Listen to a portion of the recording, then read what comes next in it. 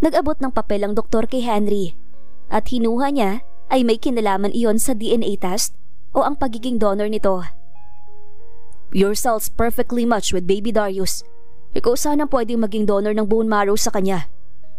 Unfortunately, masyadong mataas ang blood sugar mo, Mr. Vergara. Also, your liver isn't that healthy. I'm afraid na magkaroon ng masamang epekto kapag pinilit natin ang transfusion. For now, bibigyan na muna ulit natin si baby ng dugo mula sa blood bank ng ospital para magkaroon ng sapat na oxygen ng dugo niya. Sa loob ng ilang sandaling pagsasalita na doktor, nakatingin lang si Lucas kay Althea, kaya kitang-kita niya kung paano naging mas malungkot pa ang ekspresyon ng dalaga. It's a bad news na hindi pwedeng maging donor ni Darius si Henry. But for Lucas, it's a good news. Mawawala kasi siya sa selos at inggit kapag ang karibal niya ang makakapagligtas sa bata. Selfish na kung selfish, pero yun ang nararamdaman niya. Oo nga't nawala ang kakarampot na pag-asa sa mukha ng babaeng mahal niya, ngunit naniniwala siyang may iba pang paraan upang hindi mag-suffer ang bata habang buhay. So, are you saying na wala nang paraan para gumaling ang anak namin? Tanong ni Henry sa doktor. Take note, in-emphasize pa nito ang mga salitang anak namin, bagay na napansin ni Lucas. Nagpaparnig ang mabulong niya sa kanyang isip. As I've said, aasa muna tayo sa mga dugo mula sa blood bank at sa mga gamot. We have to patiently wait hanggang sa magkaroon siya ng kapatid. Bigla ay napatingin si Lucas sa doktor na may pagkagulat.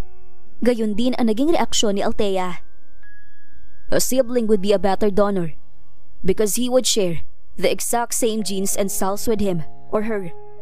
But, mula sa doktor, nakita niyang tumingin si Althea kay Henry, pagkatapos ay sa kanya. Nagtitigan sila ng ilang sandali bago siya umiwas dahil bumalik ang bigat sa puso niya. If a sibling is the only way to save Darius, it means kailangan ni na Althea at Henry na magsama ulit. Hindi ako makakapayag. Hindi ko kakayanin ang bagay na yon. Wika ni Lucas sa sarili. I know that you'll have to wait for several years for another baby, but you don't have to worry. Sabi ng doktor. Basta masunod lang ang tamang procedure ng gamutan, magiging normal ang buhay ni Darius. One of these days, babalik ng lakas niya at pwede niyo na siyang ilabas. Lucas immediately looked away the moment Henry hugged Althea. Nasasaktan na siya noong mga sandaling yon. Paano pa kaya kapag hindi na siya ang pinili ng dalaga? Paano kung balikan ito si Henry? Hindi yun imposibleng mangyari dahil alam niyang gagawin ito ang lahat. Gumaling lamang ang anak nito. We'll comply with the doctor. Kung yun ang kailangan, bibigyan natin ng kapatid si Darius. But this time, we'll make everything the right way. Looks like you have to suffer the same pain of love again. Ang masama pa, mukhang mas malala yun ngayon. Marry me, Althea. He heard Henry. Ayaw niyang malungkot, subalit iyon na mismo ang nararamdaman ni Lucas nung siya ay lumabas ng ospital. Sana hindi na lang siya nagpunta roon. Lumabas na siya ng kwarto na makita niyang tinawakan ni Henry ang kamay ni Althea nang mag-propose ito dahil hindi niya kaya pang ipagpatuloy ang panonood sa dalawa. Wala ngang imig ang dalaga, pero mas nakakatakot ang ganoong reaksyon para sa kanya. Hindi ito sumagot sa sinabi ni Henry. Subalit, hindi rin naman ito tumanggi, kaya nakaramdam siya ng sakit. May kasabihan ngang, silence means yes. Ano na lang ang gagawin niya sakaling magdesisyon itong tapusin na ang tungkol sa kanila? Hindi siya handa. Hindi pa siya handang masaktan muli. At hindi na rin siya handang bumalik sa pagiging miserable na Lucas na minsan nang nagkaroon ng bisyo sa sugal, resto bar at alak. Ayaw na niyang mawalay pa sa pangalawang babaeng bumihag sa kanyang puso. Pero wala siyang magagawa. He's hopeless now. Siguradong gagawin ni Althea ang lahat para sa anak nito. Maski siya kung siya ang nasa posisyon nito.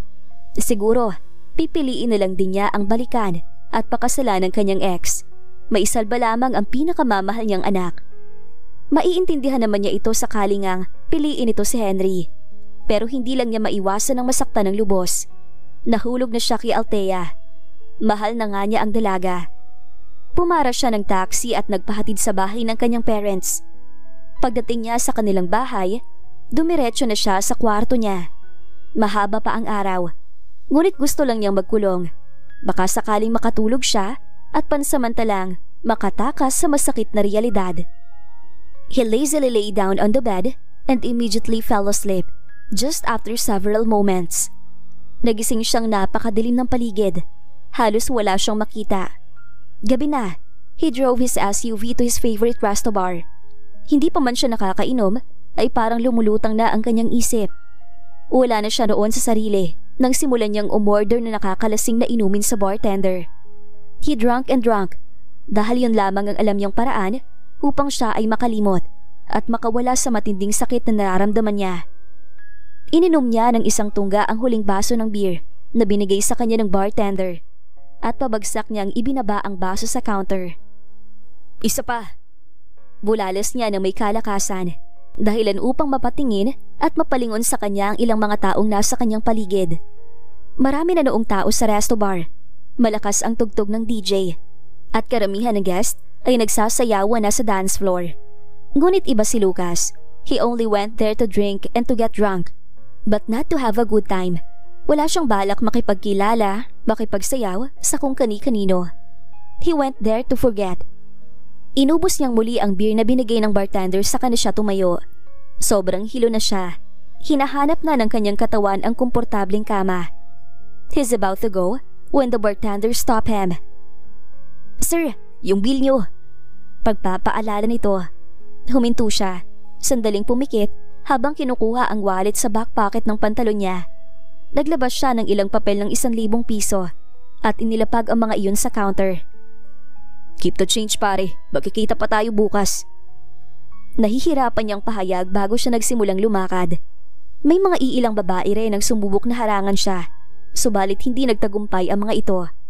He kept on walking, trying to keep his consciousness hanggang sa pagdating niya sa hallway papunta sa exit door ng resto bar ay may nakabangga siyang lalaki. Dahil katulad niya ay mukhang lasing na rin ito, mabilis na uminit ang ulo nito. Tinulak siya nito sa pader ng hallway. May problema ba tayo? Maangas nitong tanong habang palapit ito sa kanya. May mga kasama rin itong may parehong mga mayayabang na facial expressions. Ngumisi si Lucas. Ayaw sana niya ng gulo. Ngunit dahil sa malakas na nga ang tama ng alak sa isip niya, automatiko ring uminit ang kanyang ulo. Just when he's about to punch the guy on the face, may babaeng lumitaw sa eksena at bigla na lamang yumakap sa katawan niya na mahigpit. Tila napawi ang init ng ulo niya nang maamoy ang pabago nitong parang may amoy ng sariwang bulaklak. Ang bango, mahaba ang buhok nito na may maliliit na waves sa dulo. Nakasuot ito ng skinny jeans at jacket. Ngunit hindi niya agad nakita ang mukha nito dahil nakayakap iyon sa kanyang balikat. Maya-maya'y lalong humigpit ang pagkakayakap nito sa kanya. Let's go home, love. Saad nito. Ayaw man niyang aminin, ngunit tinamaan agad siya ng matindi sa napakalambing na boses nito. Miss, nagkamali ka ng taong niyakap. Aniya, habang pinipilit na kalasin ang pagkakayakap nito sa kanya. Pagkatapos, sa wakas, ay tiningala na rin siya nito. He was instantly mesmerized by that angel-like face with snow-colored complexion. Her eyes shone bright that he found it so convincing him to want her, to take her somewhere private, to take her as if he owns her. Pero mali ang gawin niyang yon. Alam niyang mali. Ngunit wala na siyang nagawa nang hawakan siya nito sa muka. Please. Nagsusumamong pahayag nito bago nito hinila ang kanyang ulo para sa isang halik. He did nothing but kissing her back. Nawala ang mga tao sa paligid nila o para sa kanya lang. Nagpatuloy sila sa paghahalika na para bang sila na lang ang tao roon. He engaged himself in his own new world with a beautiful stranger. After several minutes of pretty much kissing, tumigil din sila. Tumigil sila hindi upang tapusin iyon, kundi ipagpatuloy iyon sa loob ng kanyang sasakyan. Gusto na niyang tapusin iyong nasimulan niyang kasalanan. Ngunit tila hindi pa sapat. Dinala na lang niya ang babae sa isang maliit at hindi masyadong kilalang hotel. At sa kanyang kalasingan ay may naganap sa kanila ng babae. He woke up with Jacob's phone call, realizing that everything was just a dream. A kind of dream that seems to be as real as reality. Para bang nangyari na iyon noon.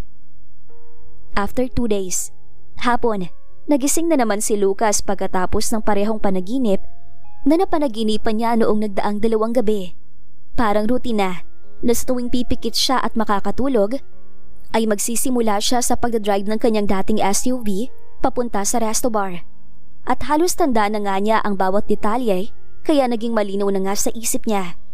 At nang mag-usap sila ni Jacob tungkol doon, ay mas lalo lang siyang naliwanagan. Nag-beep ang kanyang cellphone. Nagmadali siya sa pagayak nang makatanggap siya ng text mula kay Althea. Nagpapasundo ito sa eskwela. Kaya naman ginamit niya ang sasakyan niyang nabawi na niya mula sa kanyang parents. Almost 20 minutes din siyang nag-drive hanggang marating niya ang university. Walang gate pass ang kanyang black co-op. Ngunit dahil kilala niya ang guard, nakapasok siya ng walang kaproble-problema. Sa tapat mismo ng school building ni Althea siya nagpark at naghintay sa babae. He texted her. After more or less than 10 minutes, nakita na rin niya itong palabas mula sa building. Kaya lumabas na rin siya upang makita siya nito. Sigurado kasi siyang hindi ito pamilyar sa sasakyan niya. Napansin naman niyang palingali nga ito sa paligid. Marahil ay hinahanap siya nito. "Babe!" Sigaw niya upang makuha ang atensyon nito. Ngiting-ngiti pa siya ng mga sandaling yon na para bang wala siyang matinding pinagdaraanan. Somehow, he managed to act as if nothing's wrong. He have to. He wouldn't want to show her that something's bothering him because he doesn't want her to get confused. He doesn't want to be another burden to her. Althea saw him, at last. Nakatawag din ng pansin sa ibang mga estudyante ang ginawa niyang pagsigaw. Pinagtinginan siya at ang kanyang sasakyan ng mga babaeng estudyante nang may obvious na paghanga sa mga muka. Ngunit nahalata naman sa mga ito ang pagka-disappoint nang tuluyan nang makalapit sa kanya ang babaeng iniibig niya. Just like what happened several days ago, gusto ulit niyang mahalikan ang mga labi nito. Naghintay siyang ang dalaga ang unang gumawa ng hakbang, subalit kahit halik sa pisngi ay hindi nito ibinigay sa kanya. So he lost his confidence. Iba na kasi ang sitwasyon nila. Sa isang iglap, biglang nagbago. "Diretso na tayo sa ospital," ani Althea gamit ang walang buhay na boses. Alam niyang nalulungkot pa rin ito sa kalagayan ng anak niya, kaya naiintindihan niya iyon ng buong buo. Kaso, hindi lang niya matanggap ang katotohanan na hindi na nito kayang ngumiti pa sa harap niya. Binuksan na ni Lucas ang passenger seat para rito. Hinintay itong makaupo ng maayos sa loob, saka naman siya sumakay sa driver's seat. He started the engine and silently hit on the gas, driving the way out of the school. "Bakit parang namumutla ka?" Luckily, ito ang unang umimik, kaya kahit papaano ay nakaramdam siya ng ginhawa. He only doesn't like her question, not knowing why. "Hindi ako nakatulog na maayos itong nagdaang 3 gabi." Gawa-gawa niyang tugon. Though it's partly true, hindi talaga yun ang pinakamalaking dahilan. Actually, he needs more rest. Kaso, hindi naman niya matiis na hindi makita ang dalaga, lalo pat humingi ito ng pabor sa kanya. "Dahil ba sa akin?" Napasulyap siya ng panandalian kay Althea. "I hope you're doing fine. Sorry kung hindi kita nakakamusta. Sorry rin kung hindi kita masyadong pinansin nung huli kang pumunta sa ospital." Ramdam na ramdaman niya ang lungkot sa matamlay na boses nito at nasasaktan siya dahil doon. Tapos hindi pa niya alam kung paano ito pasasayahin. Hindi niya alam kung saan at paano siya magsisimula. Nasa loob niya ang takot. That's why he just chose to make her feel that he's all fine. "Ano ka ba?" Magilaw niyang tugon. Pinilit niyang magpakita ng masayang ngiti. "Okay lang ako, Althea. Huwag mo kong alalahanin. Ang importante ay gumaling si Darius. Kung may kailangan ka, magsabi ka lang. Tinanggap na ulit ako ni na mama, kaya medyo makakaluwag-luwag na ako simula ngayon." Nilagyan niya ng pagmamayabang ang kanyang tono para lang maitago ang pait doon. Tinugo naman ni Althea ng pilit ng ngiti ang mga sinabi niya. "Thank you, Lucas," she weakly stated. Nagsasalita na ulit dapat siya na magpatuloy ito. "And I'm sorry, Lucas. I'm sorry." Nang sinulyapan niya ito ay nakita niya ang pamumula ng mga mata nito. Nagpapahiwatig ng pagluha. "I have to save my son, kaya sana." Mukhang hesitant pa itong magsalita. Ngunit alam na niya ang gusto nitong sabihin at nakahanda siyang marinig iyon. 2 days din niya iyong pinaghandaan. Sana maintindihan mo yung sa amin ni Henry. Gagawin ko ang lahat para kay Darius. Even if it means I have to let go of my own happiness. Then she looked at him. Lucas, she uttered, her voice cracked as a tear streamed down her cheek. Umiwas agad siya ng tingin dahil nakapanlulumong tingnan ang miserableng mukha nito. Nung mga sandaling yon, alam na niyang masasaktan siya sa mga susunod itong sasabihin. He prepared his heart anyway. Ngunit alam din niyang hindi sasapat ang preparasyong ginawa niya. Masasaktan siya ng lubos. Oo, mas magiging masakit iyon kumpara sa sakit na naramdaman niya noong mahuli niya si Sandy na merong iba. Mas masakit iyon kaysa sa mabangasan ng ilang beses sa pisngi o masuntok sa sikmura o maaksidente at mabalian ng boto. Mas masakit iyon kaysa sa panggulit sa kanya ng ipis kaya nabagok ang ulo niya at nawalan ng memorya. I'm breaking our engagement. I'm really sorry. Wala nang masasakit pa sa mga katagang iyon. Ngunit dahil mahal niya ang dalaga, ay pakakawalan niya ito. He decided not to fight anymore. Dahil pagod na rin naman siya. Hindi siya yung tipo ng tao na habang buhay na ipagpipilitan ng sarili sa isang bagay na baka hindi naman para sa kanya. He's not as desperate as most people in love. Sa kanilang dalawa, parang siya lang naman ang lumalaban. Siguro nga hindi talaga siya nito minahal, na ginamit lang siya nito na hindi pa talaga ito nakaka-move on sa ex nito. Tama, ganoon nga siguro yon. Mga bagay na gusto niyang itatak sa isip niya para kahit paano ay hindi sobrang sakit at matakpan ng pride niya. Kung tutuusin, isa lang naman talaga siyang rebound na binayaran ni Althea. Binayaran lang siya nito. Iyon ang pinakamasakit na katotohanan. Kaya wala siya sa lugar upang magreklamo o maglabas ng hinaing. Palihim na lamang siyang iiyak kahit pahawak na niya ang isang karapatan. Kung talagang nakapagdesisyon na ang dalaga, wala siyang magagawa pa. Pinagdikit ni Lucas ng husto ang kanyang mga labi dahil nagsimula ng manginig ang mga yon. Bumuntong hininga siya, trying not to cry, because he chose crying as the last thing he would do. Hirap na hirap niyang pinilit ang sarili niyang ngumiti para ipakitang okay lang siya. Saka siya tumangutango. Naiintindihan kita, Althea. Pero sana okay ka lang kung sakali. Huminga siya ng malalim. Kapag nakasal na kayo ni Henry, sana makita at makasama ko pa rin si Darius. Kahit paminsan-minsan lang, once a week o once a month. Sigurado kasing mamimiss ko siya. Alam mo na, na-attach na rin ako sa bata. That's 100% truth. He loved Darius the way he loves Althea. Kung papipiliin nga siya sa dalawa, mas mabuting wala na lang siyang piliin. Lalayo siya at bibitawan ng mga ito kung yun ang ikakapayapa ng lahat. Oo naman. Medyo nakangiting sagot ng dalaga. They exchanged smiles that were weak and joyless smiles. Hindi na dapat si Lucas papasok sa loob ng ospital dahil nanggaling na rin naman siya roon. Subalit inanyayahan siya ni Althea.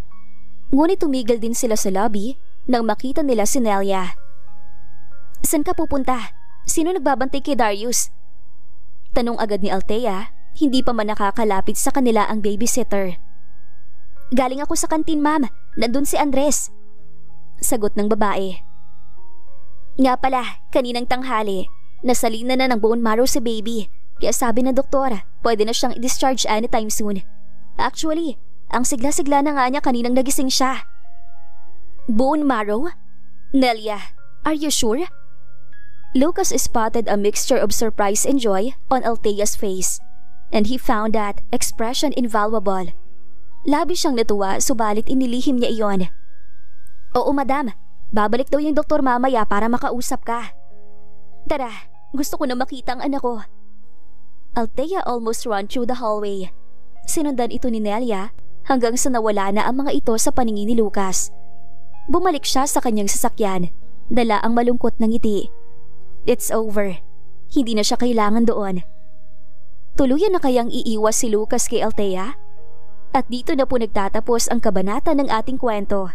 Please like, share, subscribe for more updates. Maraming salamat po.